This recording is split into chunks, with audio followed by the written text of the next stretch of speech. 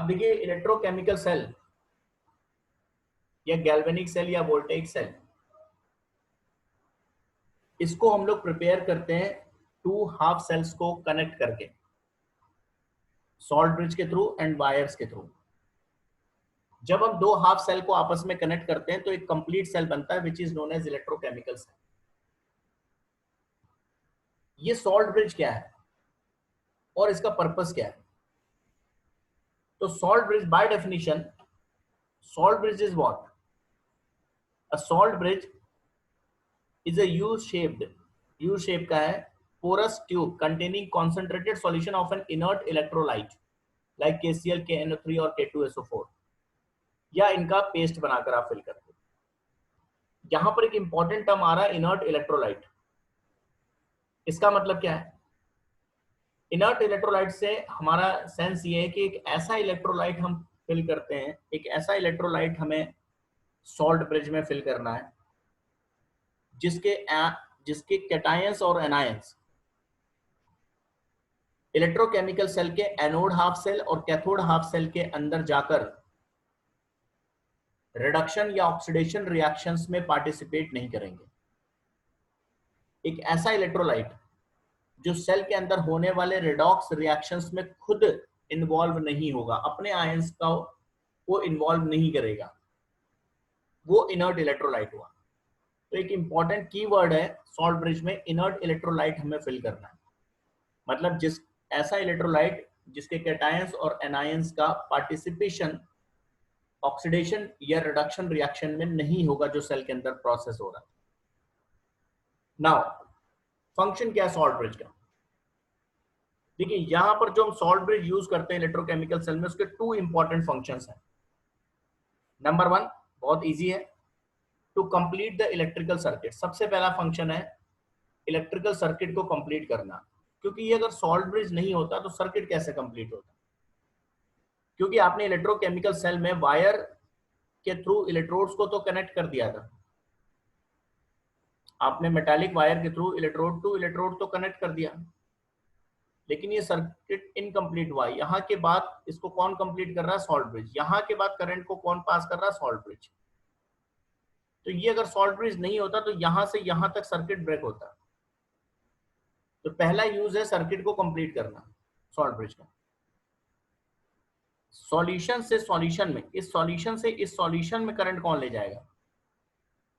यहां पर electrode to electrode तो करंट आ गया वायर्स के थ्रू यहां तक, या यहां तक कह लो।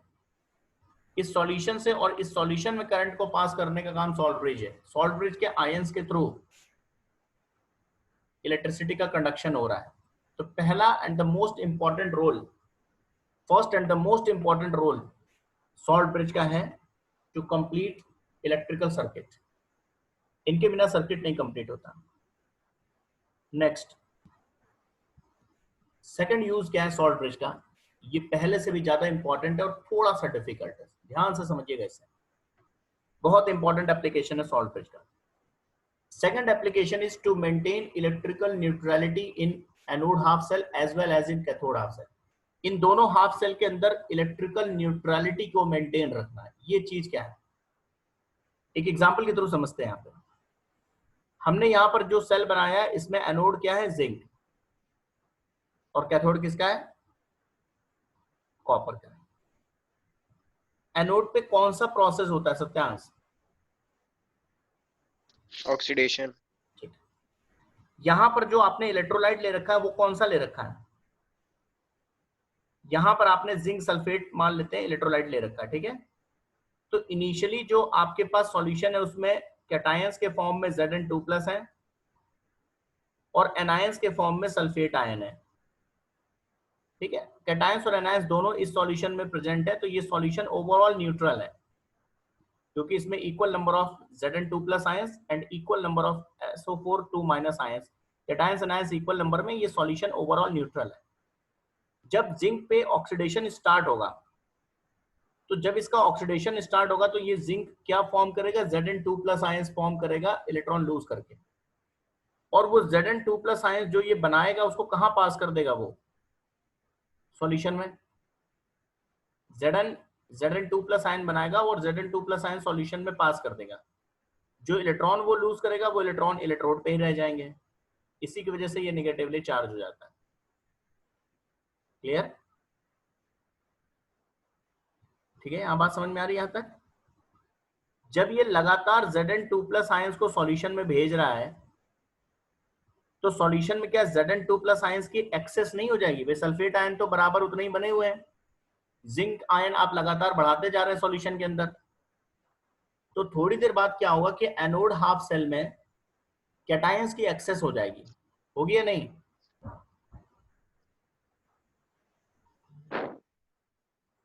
बोलो। Yes sir. तो सॉल्यूशन में कैटायंस यानी पॉजिटिव चार्ज ज्यादा हो जाएगा सॉल्यूशन के अंदर। Clear? Solution becomes positively charge, ये सॉल्यूशन पॉजिटिवली चार्ज हो जाएगा एक्सेस कैटायंस की वजह से। इसके पास इलेक्ट्रॉन्स हैं, ये इलेक्ट्रॉन्स यहां मूव कर रहे हैं ऐसे, इलेक्ट्रॉन रिच होने की वजह से यहां इस इलेक्ट्रोड से इलेक्ट्रॉन आगे जा रहे हैं। जैसे ही सॉल्यूशन पे एक्सेस पॉजिटिव चार्ज डेवलप हुआ, इसने इस इलेक्ट्रॉन को अट्रैक्ट करना स्टार्ट कर दिया अपनी तरफ, करेगा ये पॉजिटिव होने की वजह से, इलेक्ट्रॉन को होल्ड कर लेगा अपोजिट चार्जेस की वजह से और उस इलेक्ट्रॉन को इधर मूव नहीं करने देगा। ये इधर मूव करना चाहता है वो बंद हो जाएगा क्योंकि इस पे एक अट्रैक्शन लगेगा सॉल्यूशन की तरफ से। Is it clear? मतलब इलेक्ट्रॉन का फ्लो एनोड से अवे, एनोड से आगे इलेक्ट्रॉन जा नहीं पाएगा क्योंकि उस पे एक नेट अट्रैक्शन लग रहा है पॉजिटिवली चार्ज इलेक्ट्रोलिटिक सॉल्यूशन की वजह से, और वो इलेक्ट्रोलिटिक सॉल्यूशन पॉजिटिवली चार्ज है due to excess of Zn2+ ion या cation. On the other hand यहां पर क्या केस हो रहा है? यहां पर देखिए, मान लेते हैं इनिशियली यहां पर जो सॉल्यूशन था आपके पास वो कॉपर सल्फेट था, तो इनिशियली ये इलेक्ट्रोलिटिक सॉल्यूशन न्यूट्रल था क्योंकि इसमें कॉपर आयंस कैटायंस थे और सल्फेट आयन एनायंस थे, कैटायन एनायन दोनों थे, ये न्यूट्रल था। यहां पर क्योंकि रिडक्शन का प्रोसेस हो रहा है, मतलब धीरे धीरे यहां से कॉपर आयंस मूव करेंगे कैथोड पे और वहां पर जाके कॉपर एटम के फॉर्म में डिपॉजिट हो रहा है, यहाँ पर जाके वो न्यूट्रल कॉपर के फॉर्म में डिपॉजिट होते जा रहे हैं। तो सॉल्यूशन में से कैटायंस मिसिंग नहीं हो रहा है, धीरे धीरे कैटायंस तो न्यूट्रल बनते जा रहे हैं। क्लियर हो रहा है? नहीं मतलब इस Yes, sir. कैथोड इस हाफ सेल के अंदर एनायन ज्यादा हो जाएंगे, थोड़ी देर बाद सल्फेट आयन ज्यादा हो जाएंगे क्योंकि बहुत Yes, सारे sir. Copper 2+ ions neutral copper में चेंज हो चुके होंगे। तो Yes, sir. ये सॉल्यूशन कैसा हो जाएगा? नेगेटिवली चार्ज होगा।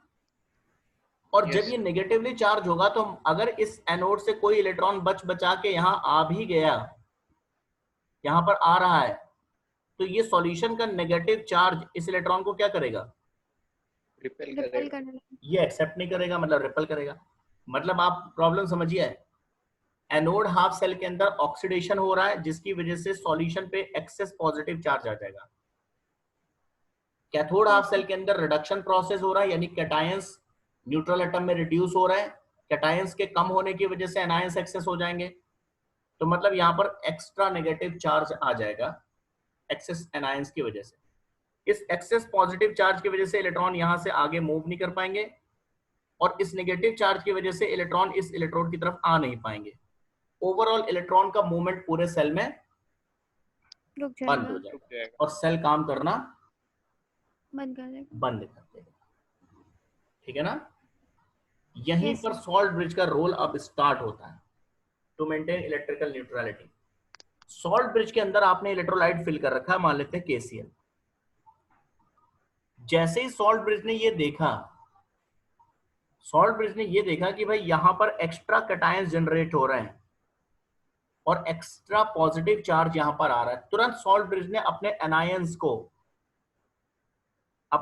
को यहां के पोर्स के थ्रू, जो यहाँ पोरस ट्यूब था, इन पोर्स के थ्रू अपने एनायंस को सॉल्यूशन में भेज दिया, Cl- आ गया वहां से, और सॉल्ट ब्रिज के एनायंस ने इस एक्स्ट्रा पॉजिटिव चार्ज को न्यूट्रलाइज कर दिया, उसको न्यूट्रलाइज कर दिया। ठीक है? क्लियर? Yes, sir. और यहां पर क्या हुआ कि जो K+ आयन था या कैटायन था सॉल्ट ब्रिज का, वो यहां पर आ गए, कैथोड हाफ सेल के अंदर आ गए। और इन्होंने नेगेटिव चार्जेस को बैलेंस कर दिया या न्यूट्रलाइज कर दिया। Yes, sir. तो हुआ क्या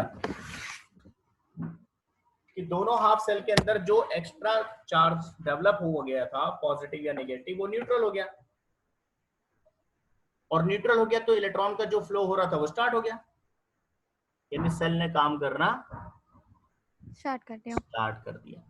ये बराबर वो करते रहते हैं, यानी जब वो देखते हैं कि एनोड पे एक्स्ट्रा पॉजिटिव कुछ कैटायंस ज्यादा आ गए हैं सॉल्यूशन में, तो वो अपने एनायंस को भेज देंगे उसको न्यूट्रलाइज करने के लिए।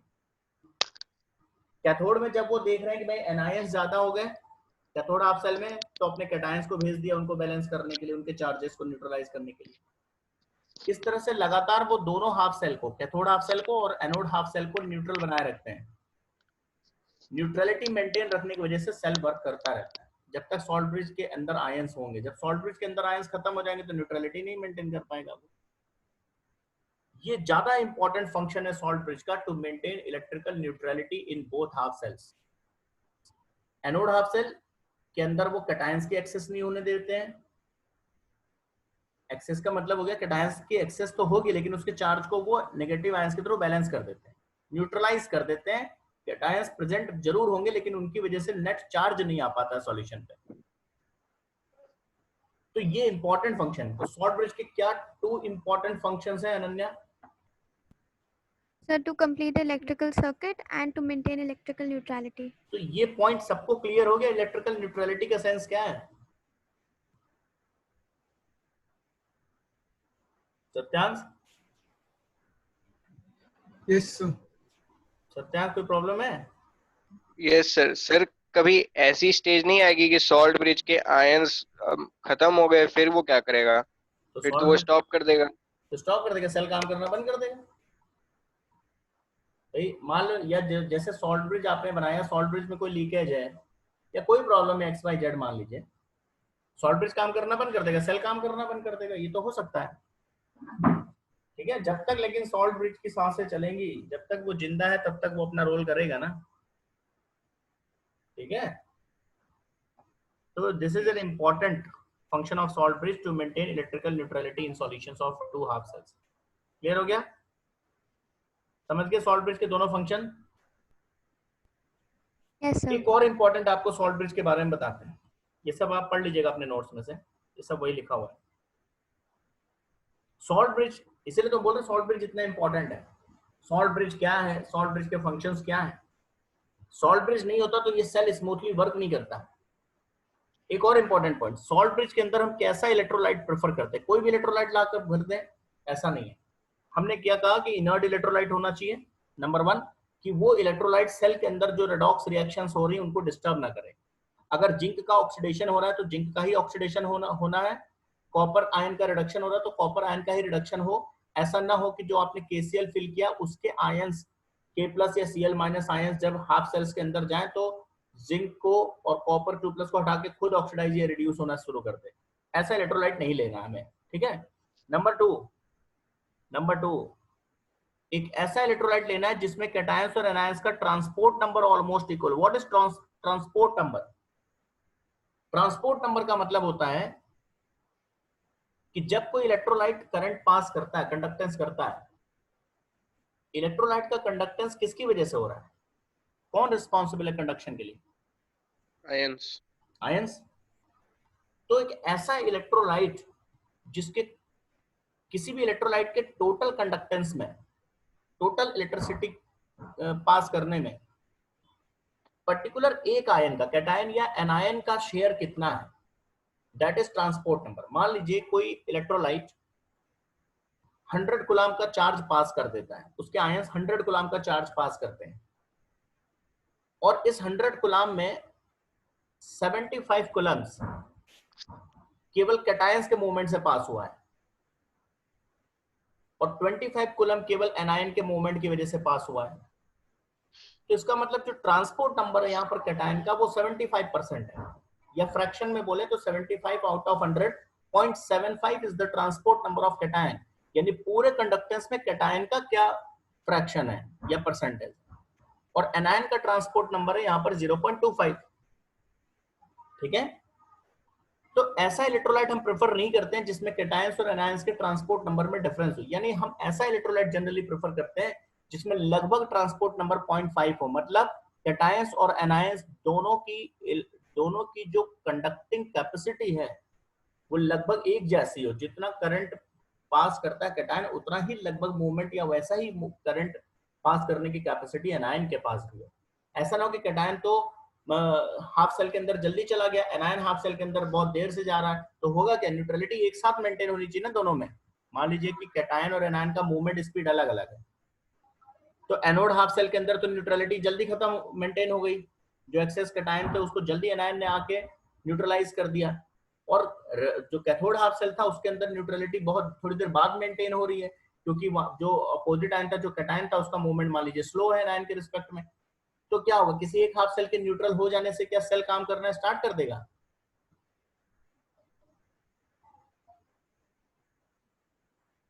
बोलिए। हमें तो दोनों हाफ सेल की न्यूट्रलिटी चाहिए ना, तो इसलिए हम ऐसा इलेक्ट्रोलाइट प्रेफर करते हैं जिसमें कैटायंस और एनायंस दोनों का मूवमेंट स्पीड एक जैसा हो, ट्रांसपोर्ट नंबर दोनों के, ट्रांसपोर्ट नंबर दोनों का, इलेक्ट्रॉन दोनों की इलेक्ट्रिसिटी कंडक्टिंग पावर जो है वो लगभग आसपास बराबर हो, जैसे 0.49 0.51 ये चलेगा। ठीक है, क्लियर हो गया? तो YKCl KNO3 यही इलेक्ट्रोलाइट क्यों प्रेफर करते हैं हम सॉल्ट ब्रिज के लिए? क्योंकि इनमें दोनों फंक्शन है, ये इनर्ट इलेक्ट्रोलाइट का फीचर भी इनके पास, और इनमें जो ट्रांसपोर्ट नंबर है K प्लस का एंड Cl माइनस का, या K प्लस का और NO3 माइनस आयन का, इनके ट्रांसपोर्ट नंबर 0.5 के आसपास है। दोनों कैटायन और एनायन दोनों की इक्वल कैपेसिटी है कंडक्टेंस के लिए। क्लियर? चलिए नेक्स्ट टॉपिक हमारा रिप्रेजेंटेशन ऑफ इलेक्ट्रोकेमिकल सेल। देखिए कोई भी इलेक्ट्रोकेमिकल सेल जब हम बनाते हैं तो हम 2 हाफ सेल्स को कनेक्ट करते हैं, और दोनों में से एक हाफ सेल ऐसा होगा जिसपे ऑक्सीडेशन का प्रोसेस होगा, और एक हाफ सेल ऐसा होगा कनेक्शन के बाद जिसमें रिडक्शन का प्रोसेस होगा। जहां ऑक्सीडेशन का प्रोसेस हो रहा है उसको हम कहते हैं एनोड हाफ सेल, और जिस इलेक्ट्रोड पे या जिस हाफ सेल के अंदर रिडक्शन का प्रोसेस हो रहा है उसको हम कहते हैं कैथोड। लास्ट टाइम पे हमने आपको ये बताया भी था कि आपको कैसे पता चलेगा कि हम अगर इन दोनों हाफ सेल को कनेक्ट कर रहे हैं तो कहाँ ऑक्सीडेशन होगा, कहाँ रिडक्शन होगा। ये उनका activity series, concentration of electrolyte, बहुत सारे फैक्टर्स पे डिपेंड है। किसी सेल को जब हम पेपर पे रिप्रेजेंट करते हैं तो उसका रिप्रेजेंट करने का एक तरीका है। Conventionally anode is always written on left hand side. जब भी किसी सेल को पेपर पे आप रिप्रेजेंट करते हैं तो लेफ्ट हैंड साइड पे एनोड का रिप्रेजेंटेशन होता है। जो भी उस सेल के अंदर एनोड है उसको लेफ्ट साइड से पे लिखेंगे, उस सेल का जो कैथोड है उसको राइट साइड मेंशन करते हैं, और बीच में पैरेलल वर्टिकल लाइंस हम ड्रॉ करते हैं सॉल्ट ब्रिज को डिनोट करने के लिए। यहाँ पर देखिए एक रिप्रेजेंटेशन मैंने दिखाया है, इस तरह से किसी भी सेल को रिप्रेजेंट, जो हमने ऊपर सेल आपको डैनियल सेल दिखाया था, उसको पेपर पे अगर रिप्रेजेंट करना हो तो ऐसे लिखा जाएगा, ये तरीका होता है। यानी सेल के रिप्रेजेंटेशन में लेफ्ट हैंड साइड पे एनोड का रिप्रेजेंटेशन होता है, राइट हैंड साइड पे कैथोड का रिप्रेजेंटेशन होता है, और इनके बीच में पैरेलल वर्टिकल लाइंस के थ्रू सॉल्ट ब्रिज को डिनोट किया जाता है। किसी भी सेल को रिप्रेजेंट करने का ये मेथड है। एनोड के अंदर कौन सा प्रोसेस हो रहा है? ऑक्सीडेशन में क्या प्रोसेस हो रहा है? ऑक्सीडेशन में क्या होता है? Loss of electron. Loss of electron, यानी कि जो मेटल एटम्स हैं वो कैटायन में चेंज होंगे। ठीक है? Yes sir. तो जब आप एनोड हाफ सेल के अंदर, क्योंकि ऑक्सीडेशन का प्रोसेस हो रहा है यानी मेटल एटम्स आयंस में चेंज हो रहे हैं, तो ऐसे ही इसको रिप्रेजेंट भी करते हैं। यानी मेटल एटम्स पहले लिखेंगे स्लैश मेटल आयंस लिखेंगे, मतलब कि प्रोसेस ये हो रहा है। Yes sir. कैथोड के अंदर कौन सा प्रोसेस हो रहा है? रिडक्शन, यानी कि मेटल आयंस चेंज हो रहे हैं मेटल एटम्स में। Yes sir. तो इसको रिप्रेजेंट भी ऐसे करते हैं, यानी इसमें मेटल आयंस पहले लिखेंगे, मेटल एटम्स बाद में लिखेंगे स्लैश। ठीक है? Yes, sir. दो तीन चीजें, सबसे पहले एनोड हाफ सेल को लेफ्ट साइड पे, कैथोड हाफ सेल को right side, Right side. Salt bridge को बीच में पैरेलल वर्टिकल लाइंस।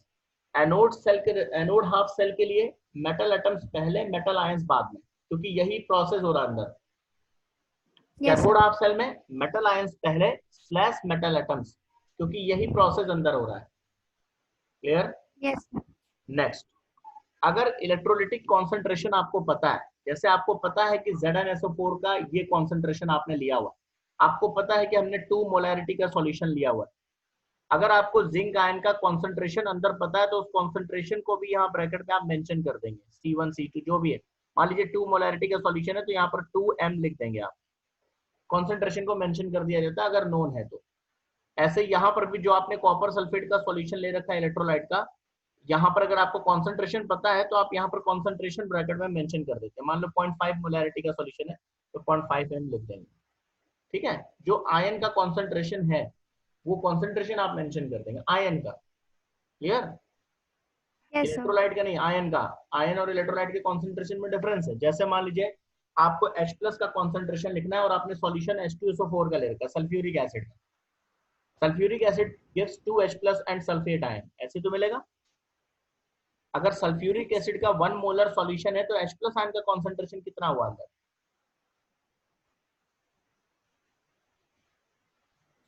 अगर हमने सल्फ्यूरिक एसिड का 1 मोलैरिटी का सॉल्यूशन तो इट मींस कि H+ आयन का कितना कॉन्सेंट्रेशन है सॉल्यूशन के अंदर? 2.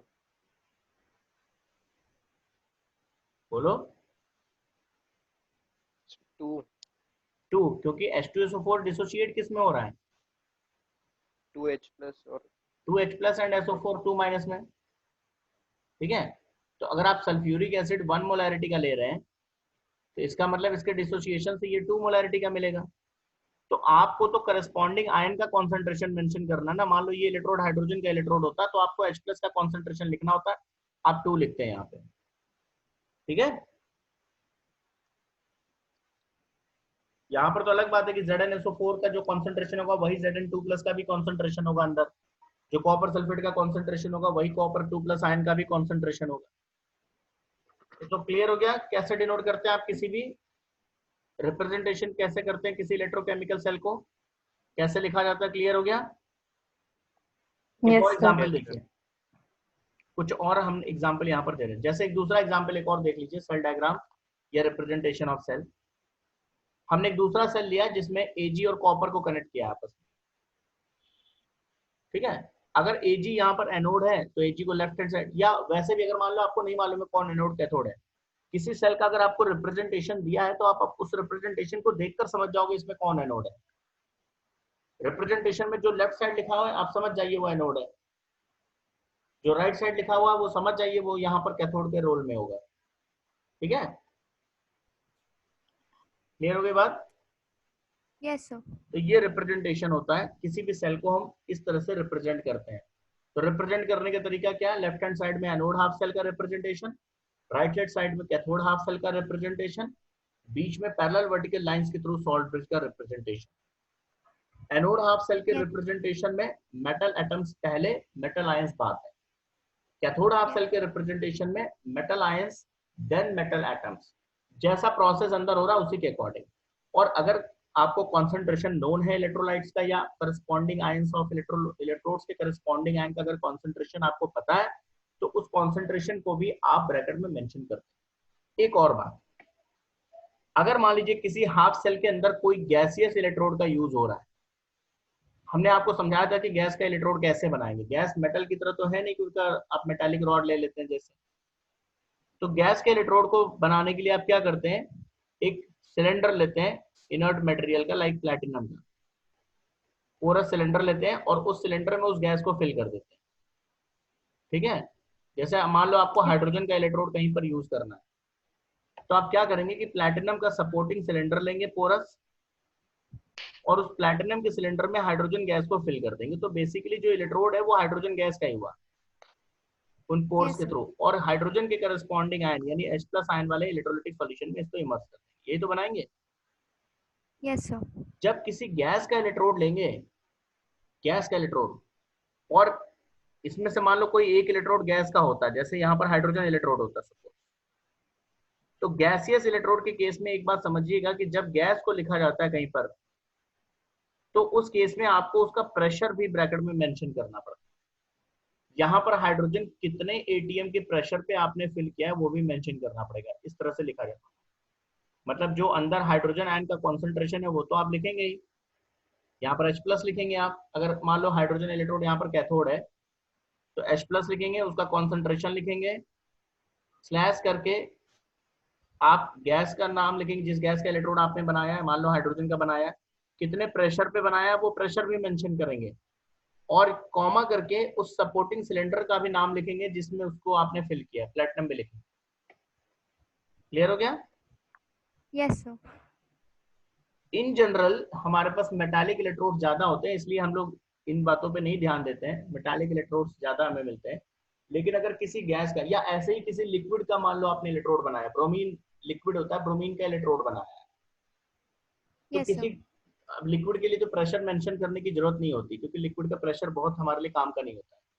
अगर कोई गैसियस इलेक्ट्रोड है, कैथोड या एनोड कहीं पर भी अगर कोई गैसियस इलेक्ट्रोड है, तो जब आप सेल रिप्रेजेंटेशन में उस इलेक्ट्रोड को मेंशन करेंगे,